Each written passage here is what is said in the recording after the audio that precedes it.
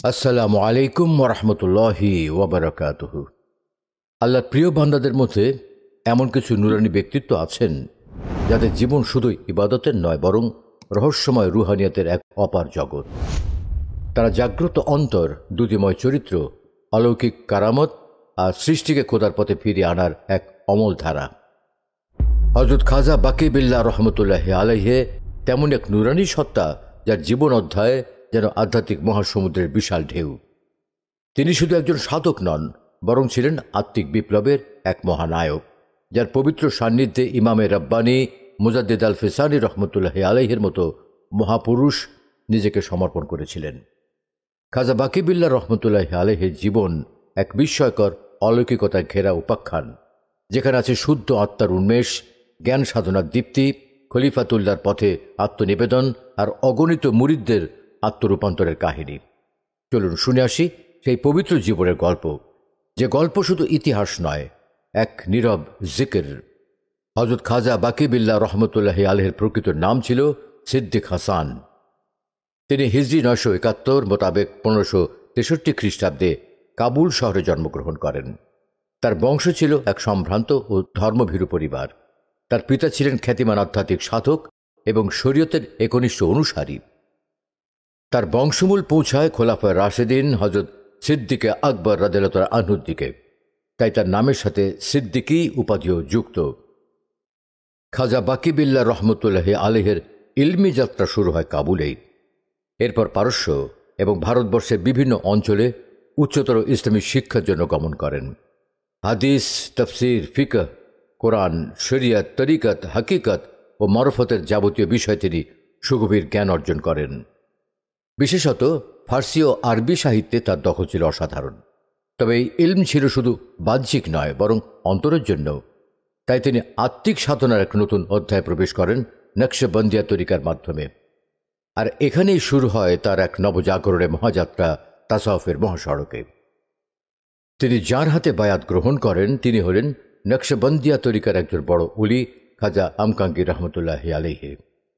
তিনি খাজা বাকি বিল্লাহ রহমতুল্লাহি আলাইহিকে রুহানিয়তের গোপন রাজ্যে প্রবেশ করান। হযরত খাজা বাকি বিল্লাহ রহমতুল্লাহি আলাইহি তার পীর ও মুর্শিদ থেকে খেলাফত লাভ করার পর তার পীর তাকে ভারতবর্ষের নকশবন্দিয়া তরিকা প্রচারের নির্দেশ দেন। খাজা বাকি বিল্লাহ রহমতুল্লাহি আলাইহি দিল্লিতে অবস্থান গ্রহণ করেন।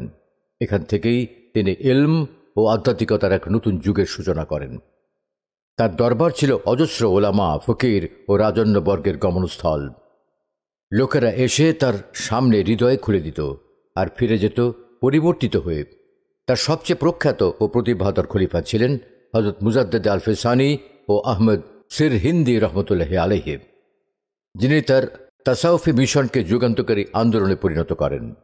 এছাড়াও আরও উল্লেখযোগ্য খলিফারা হলেন খাজা মোহাম্মদ হাশিম, মাওলানা কাসিম কাবুলি, মাওলানা আব্দুল লতিফ দিল্লি, হাফিজ আবু সাইদ প্রমুখ। তার মুরিদান ছিলেন সমাজের নানা স্তরের ওলামা, শাসক, সাধক ও দরবেশ। তার তরিকা ছিল এমনভাবে পরিপূর্ণ যেখানে শরীয়তের দৃঢ় অনুসরণ ও আত্মিক বিশুদ্ধতা একত্রে মিলিত হয়েছে। অনেক আলেম, যারা আগে শুধুই বর্ণনাকারী ছিলেন, তার মুরিদ হয়ে রুহানি জগতের সাঁতারু হয়ে ওঠেন। একদিন এক বিজ্ঞ ব্যক্তি তার দরবারে এসেছিলেন। তিনি ছিলেন ইমান ও আকীদা নিয়ে সংশয়। মনে মনে ভাবছিলেন, এই অলিকে পরীক্ষা করে দেখি সত্যি কি তার অন্তর্দৃষ্টি আছে। মুখে কিছু বলেননি, শুধু মনে মনে চিন্তা করেছিলেন। হঠাৎ খাজা বাকি বিল্লাহ রহমতুল্লাহি আলাইহি গভীর দৃষ্টিতে তার দিকে তাকিয়ে বললেন, তোমার মনে এই মুহূর্তে যে সংশয় চলছে, সেটা শয়তানের পক্ষ থেকে। তুমি আল্লাহর পথে এসেছো, এখানেও পরীক্ষা করছো। সাবধান হও। তুমি চাইলে আমি তোমার জীবনের সব গোপন কথা প্রকাশ করে দিতে পারি, কিন্তু আমি সেটা করব না, কারণ তা গায়রত ও ইখলাসের খেলাফ। লোকটি অবাক হয়ে কেঁদে ফেলেন এবং সাথে সাথে তওবা করে তার হাতে বয়াত গ্রহণ করেন। এই ঘটনা বহুজনকে আধ্যাত্মিক জগতে আকৃষ্ট করে। একবার দিল্লির এক বড় মাওলানা খাজা বাকি বিল্লাহ দরবারে দীর্ঘ প্রশ্নের তালিকা নিয়ে এসেছিলেন। মাওলানা মুখ খুলে কিছু বলার আগেই খাজা সাহেব বললেন, তোমার অন্তরে যা প্রশ্ন, তার উত্তর তোমার হাতের কিতাবের 3য় পৃষ্ঠা 3য় লাইনে আছে, তুমি পড়ে নাও। তিনি হাতে থাকা কিতাবটা খুলে দেখেন, সত্যি 3য় লাইনে তার প্রশ্নের উত্তর ছিল। এমন অলৌকিক উত্তর তাকে বাকরুদ্ধ করে দেয়। একবার খাজা বাকিবুল্লাহ রহমতুল্লাহি আলাইহি গভীর ইবাদতের মধ্যে দিন কাটাচ্ছিলেন। দীর্ঘদিন উপবাসের ফলে শরীর দুর্বল হয়ে গিয়েছিল। এমন সময় তার বন্ধ ঘরে হঠাৎ করে একটা ঝুড়ি দেখা গেল, যাতে ছিল সুগন্ধি রুটি, মাংস ও পানি। কেউ বুঝতে পারল না কে এনে দিল। তিনি শুধু বললেন, আল্লাহ রাব্বুল আলামিন তার বন্ধুদের ক্ষুধার্ত থাকতে দেন না। যে আল্লাহর জন্য সব ত্যাগ করে তার রিজিক আসমান থেকেই নেমে আসে। খাজা বাকিবুল্লাহ রহমতুল্লাহি আলাইহির এক মুরিদ মনে মনে ভাবছিলেন, যদি আজ আমার মুর্শিদ আমাকে ব্যক্তিগতভাবে কিছু বলেন তাহলে বুঝব তিনি সত্যিকারের অলি। সেই সময় খাজা সাহেব সবার সামনে বললেন, তোমার মনে আজ যে চিন্তা এসেছে তা অহংকারের মতো। তুমি শুধু প্রমাণ চাচ্ছ, ঈমান নয়। তাই প্রথমে নফসকে শুদ্ধ করো, তারপর আল্লাহকে জানতে চাও। লোকটি তখনই বুঝে যান তিনি এক সত্যিকারের অলির কাছে উপস্থিত হয়েছেন। একদিন হঠাৎ খাজা সাহেব জিকিরের মাঝে থেমে গিয়ে বলে উঠলেন, আমার মুজাদ্দেদে আজ দুশ্চিন্তায় আছে, তার পুত্র মারাত্মক অসুস্থ। এখনই একজন লোক পাঠাও তার কাছে, সে যেন ভরসা হারায় না। 2 দিন পর সেখান থেকে খবর আসে, ঠিক সেই মুহূর্তেই মুজাদ্দেদে আলফেসানির পুত্র অসুস্থ হয়ে পড়েছিল এবং পরবর্তীতে অলৌকিকভাবে সুস্থ হয়ে গিয়েছিল। এক কঠিন হৃদয়ের পাপিষ্ঠ ব্যক্তি বহু অলির কাছে গিয়েও আত্মিক প্রশান্তি পায়নি। শেষমেশ খাজা সাহেবের দরবারে এলেন। লোকটি কিছু বললেন না। খাজা সাহেব শুধু এক দৃষ্টিতে লোকটির দিকে তাকালেন। সেই পাপিষ্ঠ লোক আচমকা কাঁদতে কাঁদতে মাটিতে লুটিয়ে পড়েন, নিজেকে পাপী বলেই ঘোষণা দেন এবং আল্লাহর পথে ফিরে আসেন। একদিন খাজা বাকিবুল্লাহ রহমতুল্লাহি আলাইহির এক মুরিদ গভীর জঙ্গলে হারিয়ে গিয়েছিলেন। হঠাৎ এক বাঘ তার সামনে হাজির হয়। ভয়ে কাঁপতে থাকেন সেই ব্যক্তি। তখন তার মুখ থেকে ইয়া বাকিবুল্লাহ বের হয়ে যায়। বাঘটি হঠাৎ থেমে যায়, শান্তভাবে বসে পড়ে এবং কিছুক্ষণ পর নিজে থেকেই চলে যায়। পরদিন সে মুরিদ বাকিবুল্লাহর দরবারে এসে বললেন, আপনি না থাকলে আমি বেঁচে ফিরতাম না। খাজা সাহেব হেসে বললেন, যে আল্লাহর নাম নিয়ে চলে তার পায়ের সামনে বাঘও মাথা নিচু করে।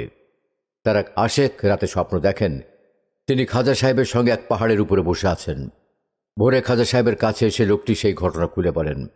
তখন খাজা সাহেব তাকে বললেন, তুমি যে পাহাড় দেখেছ সেটা আধ্যাত্মিক উন্নতির প্রতীক। আজ থেকে তোমার রুহানিয়াতের নতুন অধ্যায় শুরু হলো। সেই আশেক অল্প সময়ের মধ্যেই এক প্রকৃত আরফে কামেল হয়ে ওঠেন। খাজা বাকিবুল্লাহ রহমতুল্লাহি আলাইহির এসব অলৌকিক ঘটনা কেবল বাহ্যিক বিস্ময় নয়, বরং মানুষের আত্মা জাগ্রত করার মাধ্যম। তিনি নিজে কখনো এসব প্রচার করতেন না, বরং বলতেন, আমার অলৌকিকতা নয়, বরং আমার আত্মসমর্পণটাই বড় কেরামত। তার জীবন আমাদের শেখা ইখলাস, তাওবা, জিকির এবং তাওয়াক্কুলই অলৌকিক শক্তির উৎস। আজও তার দরবার থেকে ভেসে আসে আত্মার ডাক, ফিরে এসো, আল্লাহর দিকে ফিরে এসো। দিল্লিতে তার দরবার ছিল নীরব রহস্যময় বাতিঘর। প্রতিদিন অসংখ্য মানুষ আসত, কেউ দুনিয়াবী বিপদ নিয়ে, কেউ আত্মিক প্রশ্ন নিয়ে, কেউ আবার নিছক কৌতূহলবশত। একবার দিল্লির মসজিদে এক গুনাহগার ব্যক্তি তওবা করতে করতে হঠাৎ অজ্ঞান হয়ে পড়ে গেলেন। লোকজন তাকে নিয়ে আসে খাজা সাহেবের কাছে। খাজা সাহেব তার কানে ফিসফিস করে কিছু যেন বললেন, আর লোকটি ঠিক সেই মুহূর্তেই সুস্থ হয়ে ওঠেন। লোকেরা বিস্ময় নিয়ে জিজ্ঞাসা করে, আপনি কি বললেন? তিনি বলেন, তার রুহের সঙ্গে কথা বলেছি। এক যুবক বহুদিন ধরে আত্মিক অস্থিরতায় ভুগছিলেন। এক রাতে তিনি স্বপ্ন দেখেন আকাশে সাদা মেঘ দিয়ে লেখা বাকিবিল্লাহ। ভোরে তিনি খোঁজ নিতে নিতে খাজা সাহেবের দরবারে এসে পৌঁছান। দরবারে ঢুকতেই খাজা সাহেব বললেন, তুমি আজ রাতে আমার ডাক পেয়েছ। আকাশ থেকে ডাক যারা পায় তাদের আর ঠকবার সুযোগ থাকে না। এক বৃদ্ধ ব্যক্তি তার দরবারে এসে বললেন, আমি পুরো জীবন কেটে দিলাম গাফলতিতে, আমার অন্তরে আল্লাহর নামের কোনো আলো নেই। খাজা সাহেব চুপচাপ তার দিকে তাকিয়ে থাকলেন কয়েক মিনিট, তারপর বললেন, তোমার অন্তর এখন আলোর উপযুক্ত হয়েছে, যাও, নিজেকে জানো এবং আল্লাহকে চেনো। সেই ব্যক্তি পরবর্তী 10 বছর কেবল জিকির ও তওবার মধ্যে কাটিয়ে দেন। এ ছিল আল্লাহর ওলির রুহানি দৃষ্টির শক্তি, যা মানুষের মুর্দা দিলে আল্লাহ আল্লাহ জিকির সৃষ্টি করতে পারে। এক রাতে খাজা বাকিবুল্লাহ একা বসেছিলেন। হঠাৎ একটি ছায়ামূর্তির দরবারে প্রবেশ করে। দেহ ছিল মানুষের মতো, কিন্তু চোখ ছিল আগুনের মতো জ্বলন্ত। তিনি বললেন, আমি জিনদের নেতা, বহু বছর ধরে অনুসন্ধান করছি এমন এক পীর যার কাছে বায়াত নিলে আমার কওম আল্লাহর পথে আসবে। খাজা সাহেব বললেন, তোমার নিয়ত যদি বিশুদ্ধ হয় তবে বায়াত গ্রহণ করো, আর দুনিয়ার বিপথে গমন বন্ধ করো। সেই জিন কান্নায় ভেঙে পড়ে। এরপর থেকে বহু জিন নাকি তার মুরিদ হয়েছিলেন। একজন আশেক বর্ণনা করেন, আমি খাজা বাকিবিল্লাহ রহমতুল্লাহ আলহের সামনে বসেছিলাম। হঠাৎ মনে হলো সময় থেমে গেছে। কাটায় কাটায় 1 ঘন্টা বসে থেকেছি, অথচ ঘড়িতে সময় এগোয়নি। খাজা সাহেব বলেন, আল্লাহ নেক বান্দারা সময়ের দাস নন, সময় তাদের দাস হয়। কারামত আল্লাহর পক্ষ থেকে ওলিদের প্রতি দেওয়া বিশেষ পুরস্কার, যা শুধু বাহ্যিক বিস্ময় নয়, বরং মানুষের হৃদয়কে পরিবর্তনের হাতিয়ার। হযরত খাজা বাকিবিল্লাহ রহমতুল্লাহ আলাইহি 1012 হিজরি মোতাবেক 1603 খ্রিস্টাব্দে দিল্লিতে ইন্তেকাল করেন। মৃত্যুর আগে কয়েকদিন হযরত খাজা সাহেব নিজেকে বেশি নির্জনে রাখতেন। একদিন এক আশেক জিজ্ঞাসা করলেন, হুজুর, আপনার ঘর থেকে এমন সুগন্ধ আসে কেন? খাজা সাহেব বললেন, রূহ আমার শরীর ছাড়ার প্রস্তুতি নিচ্ছে, ফেরেশতারা সাথে আছেন, তাই সুবাস বের হচ্ছে। মৃত্যু অনেকের জন্য ভীতিকর, তবে ওলিদের জন্য আল্লাহর দাওয়াত। যেদিন তার জানাজা অনুষ্ঠিত হয় তখন তার অসংখ্য ভক্ত, আলেম ও মুরিদ উপস্থিত ছিলেন। জানাজার জন্য লাশ সামনে রাখা হয় এবং প্রস্তুতি সম্পন্ন হয়, কিন্তু ইমামতির দায়িত্ব কে নেবেন তা নিয়ে কিছুটা দোটানায় পড়ে যায়। সেই মুহূর্তে হঠাৎ দেখা গেল ইমামতের স্থানে একটি রুহানি আকৃতির চেহারার প্রকাশিত হল এবং সে রুহানি কণ্ঠে জানাজার তাকবীর শুরু করল। সকলেই স্তম্ভিত হয়ে গেলেন। কারো কিছু বলার সাহস ছিল না, কারণ সবাই তাৎক্ষণিকভাবে অনুভব করলেন এটি খোদ খাজা বাকিবিল্লাহ রহমতুল্লাহ আলাইহি। জানাজার নামাজ সম্পন্ন হওয়ার পর সবাই আবেগে আপ্লুত হয়ে যান। অনেকেই কাঁদতে থাকেন এবং বলেন, এই হলো প্রকৃত ওলি, যিনি মৃত্যুর পরেও আল্লাহর বিশেষ অনুগ্রহে এমন কারামত দেখাতে পারেন। খাজা বাকিবিল্লাহ রহমতুল্লাহ আলাইহির জীবন ছিল মাটি ও আকাশের মাঝে এক সেতু বন্ধন, যেখানে নফসের কারাগার ছিন্ন করে আত্মা আলোর পথে গমন করে। তিনি আমাদের শিখিয়েছেন, শরীয়ত ছাড়া তাসাউফ নেই, বাহ্যিক ইবাদত ছাড়া আত্মিক জাগরণ পূর্ণ হয় না। তার দরবারের দরজা আমাদের জন্য আজও খোলা, যেখানে ভালোবাসা, জিকির, ইখলাস আর আত্মার বিশুদ্ধতা শেখা যায়। তার জীবন কেবল ইতিহাস নয়, এক শিক্ষা, এক জাগরণ, এক ভালোবাসার ঝর্ণা, যা আমরাও যদি অন্তরে ধারণ করি তাহলে আমরা হতে পারি তার পদাঙ্ক অনুসরণকারী। এই দুনিয়া এক বিরামহীন স্রোতের নাম।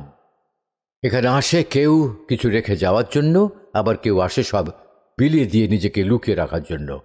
আর এই দ্বিতীয় শ্রেণীর মানুষের মধ্যেই ছিলেন হযরত খাজা বাকিবিল্লাহ রহমতুল্লাহ আলাইহি, যিনি নিজের অস্তিত্বকে অদৃশ্য করে দিয়ে আল্লাহর রঙে রঞ্জিত হয়ে দুনিয়াকে আলোকিত করে গেছেন।